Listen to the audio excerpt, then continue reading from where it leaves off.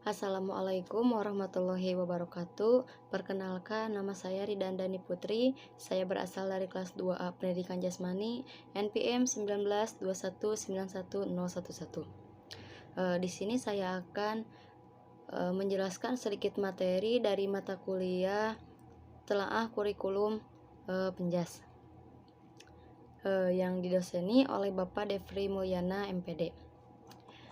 Di sini saya akan menjelaskan beberapa materi. Yang pertama ada hakikat kurikulum 2013, yang kedua ada landasan kurikulum 2013, yang ketiga ada prinsip-prinsip dalam kurikulum 2013, dan yang keempat ada kerangka kurikulum 2013, dan yang terakhir ada standar nasional pendidikan atau BSNP. Yang pertama saya akan menjelaskan hakikat kurikulum pendidikan. Kurikulum 2013 disiapkan untuk mencetak generasi yang siap di dalam menghadapi masa depan. Karena itu, kurikulum disusun untuk mengantisipasi perkembangan masa depan. Karena itu, kurikulum disusun untuk bertujuan untuk mendorong peserta didik atau siswa mampu lebih baik dalam melaksanakan observasi, bertanya, bermalar, dan mengomunikasikan atau mempresentasikan apa yang mereka peroleh atau mereka ketahui setelah menerima materi pengajaran. Jadi, peserta atau siswa itu ketika mendapatkan pengajaran dari seorang guru di sekolah, siswa itu dituntut untuk bertanya di dalam kelas, lalu mempresentasikan apa yang dia terap atau yang ditugaskan oleh gurunya itu sendiri, mau itu di depan kelas atau mau di mana saja. Adapun objek yang menjadi pelajaran dalam penataan dan penyempurnaan pembelajaran 2013 menekankan pada fenomena alam, sosial, seni, dan budaya. Pelaksanaan penyusunan kurikulum 2013 adalah bagian dari pengembangan kurikulum berbasis kompetensi atau KBK yang telah dirintis pada tahun 2004 dengan mencakup kompetensi sikap, pengetahuan, dan keterampilan secara terpadu sebagaimana amanat Undang-Undang Nomor 20 Tahun 2003 tentang Sistem Pendidikan Nasional pada penjelasan pasal 35, di mana kompetensi lulusan merupakan kualifikasi kemampuan lulusan yang mencakup sikap, pengetahuan, keterampilan sesuai dengan standar nasional yang telah disepakati. Penyusunan kurikulum 2013 yang menitikberatkan pada penyederhanaan, tematik, integratif mengacu pada kurikulum 2006, di mana ada beberapa permasalahan. Yang pertama, konten atau kurikulum yang masih terlalu padat. Ini ditunjukkan dengan banyaknya pelajaran dan materi yang keluasan dan tingkat kesulitannya melampaui tingkat perkembangan usia anak. Yang kedua ada belum sepenuhnya berbasis kompetensi sesuai dengan tuntunan fungsi dan tujuan pendidikan nasional. Yang ketiga ada kompetensi belum menggambarkan secara holistik domain sikap, keterampilan, dan pengetahuan. Jadi dalam kurikulum 2006 ini kompetensi belum menggambarkan yang dominan kepada sikap, keterampilan, dan pengetahuan. Yang selanjutnya ada belum peka dan tanggap terhadap perubahan sosial yang terjadi pada tingkat lokal, nasional, maupun global. Yang selanjutnya proses pembelajaran belum menggambarkan urutan pembelajaran yang rinci sehingga membuka peluang penafsiran yang beraneka ragam dan berujung pada pembelajaran yang berpusat pada guru. Jadi di dalam 2006 ini standar proses itu belum menggambarkan urutan yang rinci, jadi masih apa-apa dengan guru dan berpusat pada guru, intinya seperti itu. Yang selanjutnya standar penilaian belum mengarahkan pada penilaian yang berbasis kompetensi dan belum secara tegas menuntut adanya remediasi secara berkala. Yang selanjutnya ada dengan KTSP memerlukan dokumen kurikulum yang lebih rinci agar tidak menimbulkan multitafsir. Yang kedua ada landasan kurikulum 2013. Kurikulum 2013 dikembangkan berdasarkan landasan yuridis, landasan filosofis, landasan empirik, dan landasan teoritis. Yang pertama yaitu ada landasan yuridis. Landasan yuridis adalah Pancasila dan Undang-Undang Dasar 1945, Undang-Undang Nomor 20 Tahun 2003 tentang Sistem Pendidikan Nasional, Peraturan Pemerintah Nomor 19 Tahun 2005 tentang Standar Nasional Pendidikan, dan Peraturan Menteri Pendidikan Nasional Nomor 23 Tahun 2006 tentang Standar Kompetensi Lulusan, dan Peraturan Menteri Pendidikan Nasional Nomor 22 Tahun 2006 tentang Standar isi. Yang kedua ada landasan filosofis.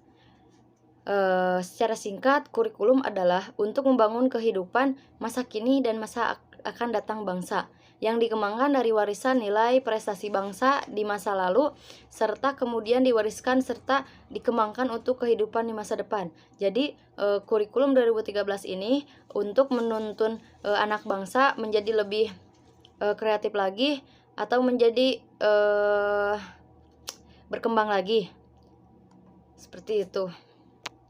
Yang ketiga ada landasan empiris. Sebagai negara bangsa yang besar dari segi geografis, suku bangsa, potensi ekonomi, dan beragamnya kemajuan pembangunan dari satu daerah ke daerah lain. Sekecil apapun ancaman disintegrasi, bangsa masih tetap ada. Maka kurikulum harus mampu membentuk manusia Indonesia yang mampu menyeimbangkan kebutuhan individu dan masyarakat untuk memajukan jati diri sebagai bagian dari bangsa Indonesia dan kebutuhan untuk berintegrasi sesuatu sebagai satu entitas bangsa Indonesia. Jadi bangsa Indonesia salah satunya yaitu murid-murid yang sedang melaksanakan pendidikannya untuk masa yang akan datang. Jika ada suatu masalah atau disintegrasi bangsa, maka yang maju yaitu mahasiswa atau seorang pendidik yang sedang belajar. Jadi dalam individu itu membuat sikap nasionalisme kepada bangsa. Yang selanjutnya ada landasan teoretik. Kurikulum 2013 dikembangkan atas dasar teori pendidikan berdasarkan standar. Pendidikan berdasarkan standar adalah pendidikan yang menetapkan standar nasional sebagai kualitas minimal warga negara untuk suatu jenjang pendidikan. Standar bukan kurikulum, dan kurikulum dikembangkan agar peserta didik mampu mencapai kualitas standar nasional di atasnya. Jadi untuk dibentuk kurikulum 2013 ini agar seorang pendidik mampu mencapai kualitas standar nasional maupun itu selebihnya di atasnya. Standar kompetensi lulusan mencakup sikap, pengetahuan, dan keterampilan. Jadi di dalam standar kompetensi ini mahasiswa atau seorang pendidik dikembangkan melalui sikap, pengetahuan, dan keterampilan itu sebagai nilai yang utama di dalam pendidikan. Standar kompetensi lulusan dikembangkan menjadi standar kompetensi lulusan satuan pendidikan, yaitu SKL, SD atau MI, SMP atau MTS, SMA atau MA, SMK atau MA. Kompetensi adalah kemampuan seseorang untuk bersikap, menggunakan pengetahuan dan keterampilan untuk melaksanakan suatu tugas di sekolah. Jadi kompetensi ini untuk melihatkan sikap kita saat melakukan tugas di sekolah atau di kelas. Yang selanjutnya ada prinsip kurikulum 2013. Pembelajaran berdasarkan kurikulum 13 mengacu pada sejumlah prinsip-prinsip pembelajaran seperti yang ditulis pada Permendikbud nomor 22 tahun 2006. Yang pertama yaitu peserta didik mencari tahu. Yang kedua, pembelajaran berbasis aneka sumber belajar. Jadi peserta didik mencari tahu itu informasi dari internet atau apa saja yang misalnya ditugaskan oleh seorang guru untuk mencari materi. Terus pembelajaran berbasis aneka sumber belajar. Jadi aneka sumber belajar itu mulai dari buku, mulai dari artikel, dan mulai dari internet, apa saja yang berisikan sumber materi. Yang selanjutnya ada pembelajaran berbasis proses untuk penguatan pendekatan ilmiah. Yang selanjutnya pembelajaran berbasis kompetensi, pembelajaran terpadu, pembelajaran dengan jawaban yang kebenarannya multidimensi. Yang selanjutnya ada pembelajaran yang berorientasi pada pengembangan keterampilan aplikatif. Yang selanjutnya pembelajaran yang menjaga pada keseimbangan antara keterampilan fisikal dan keterampilan mental. Untuk yang selanjutnya, pembelajaran yang mengutamakan pembudayaan dan pemberdayaan peserta didik sebagai pembelajar sepanjang hayat. Jadi peserta didik itu pemerintah menekankan kepada peserta didik untuk belajar sepanjang hayatnya untuk bisa berkembang untuk dirinya sendiri dan bangsa negara. Yang selanjutnya ada pembelajaran yang mengakomodasi perbedaan individual dan latar belakang budaya peserta didik. Proses pembelajaran berdasarkan prinsip-prinsip di atas harus secara sadar diciptakan oleh guru untuk mencapai standar kompetensi lulusan. Jadi di dalam prinsip tersebut guru dituntut untuk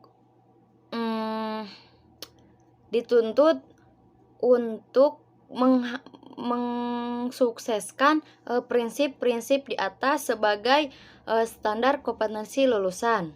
Seperti itu. Pendekatan pembelajaran yang sesuai dengan prinsip-prinsip di atas, pendekatan pembelajaran kontekstual yang memiliki 7 komponen, yaitu konstruktivisme atau bertanya, menyelidiki, masyarakat belajar, learning, pemodelan, refleksi, dan penilaian autentik. Pendekatan pembelajaran konseptual yang memperkuat proses berpikir ilmiah. Ini akan menghasilkan pembelajaran siswa aktif, mengintegrasikan pendidikan karakter. Jadi pendidik itu harus mempunyai karakternya diri sendiri itu seperti apa, dan juga pendekatan pembelajaran konseptual ini untuk menghasilkan menjadi siswa itu aktif. Jadi siswa itu berpikir untuk bagaimana caranya aktif di kelas dan materinya juga mempunyai wawasan yang luas. Yang selanjutnya ada struktur kurikulum 2013. Struktur kurikulum menggambarkan konseptualisasi konten kurikulum dalam bentuk mata pelajaran, posisi konten atau mata pelajaran dalam kurikulum. Beberapa antara lain, yang pertama struktur kurikulum. Beban belajar dinyatakan dalam jam belajar setiap minggu untuk masa belajar selama 1 semester. Beban belajar di SD atau MI kelas 1, 2, 3, 4, sampai 6 masing-masing 36 jam setiap minggu. Jam belajar SDMI adalah 35 menit kurang lebih. Jadi setiap mata pelajaran yang pertama, misalnya pendidikan agama, itu 35 menit bagi SD atau MI. Yang kedua ada struktur kurikulum SMP.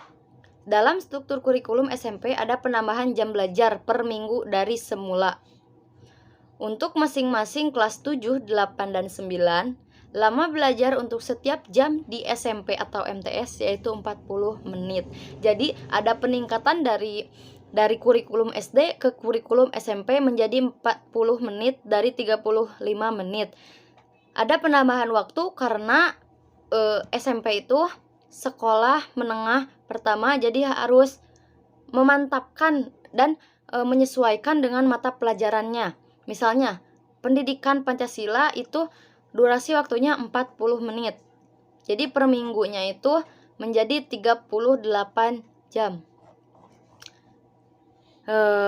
Yang selanjutnya ada struktur kurikulum pendidikan menengah atas, jadi SMA. Struktur kurikulum SMA atau SMK dibagi menjadi beberapa. Yang pertama ada kelompok mata pelajaran wajib yang diikuti oleh seluruh peserta didik.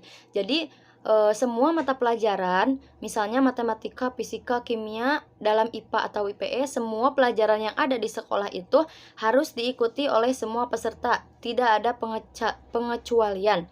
Yang kedua ada kelompok mata pelajaran peminatan yang diikuti oleh peserta didik sesuai bakat, minat, dan kemampuannya. Jadi untuk untuk bakat misalnya masuk dalam IPA atau UPS, minat atau bakat kita masuk dalam IPA, ya masuk dalam IPA. Dan kalau jika misalnya suka geografi, sosiologi, maka masuknya pada IPS seperti itu. Yang selanjutnya, adanya kelompok mata pelajaran wajib dan mata pelajaran peminatan dimaksudkan untuk menerapkan prinsip kesamaan. Maksudnya, jadi dalam IPA itu ada namanya pelajaran peminatan, ada pelajaran wajib. Dalam IPA atau IPS, IPA dulu itu sebagai peminatan, contohnya geografi. Dan di dalam IPS, contoh peminatannya itu adalah matematika peminatan. Dan di IPA ada namanya matematika wajib. Sedangkan di IPS itu adanya matematika peminatan, seperti itu. Jadi, untuk SMA, mata pelajaran wajib sebanyak 9 dan beban belajar selama 24 jam per minggu. Jadi, kelompok mata pelajaran peminatan terdiri atas 8 jam untuk kelas 10 dan 20 jam per minggu untuk kelas 11 dan 12. Kelompok mata pelajaran peminatan SMK atau SMA masing-masing 24 jam per kelas. Jadi misalnya AI itu menyesuaikan dengan apa yang dikeluarkan oleh sekolahnya itu tersebut.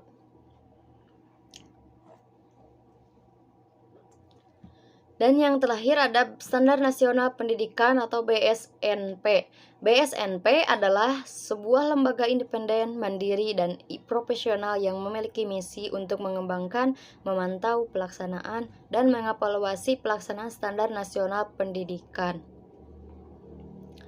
BSNP dipimpin oleh seorang ketua dengan dibantu dengan seorang sekretaris yang dipilih oleh sekaligus dari anggotanya dengan mencari suara terbanyak. Saat ini, ketua BSNP adalah Bapak Dr. Abdul Mukti M.Ed dan sekretarisnya yaitu Haji Dr. Andes J. Arifin Junaidi MM. Pada saat bertugas, BSNP tidak bergerak sendiri.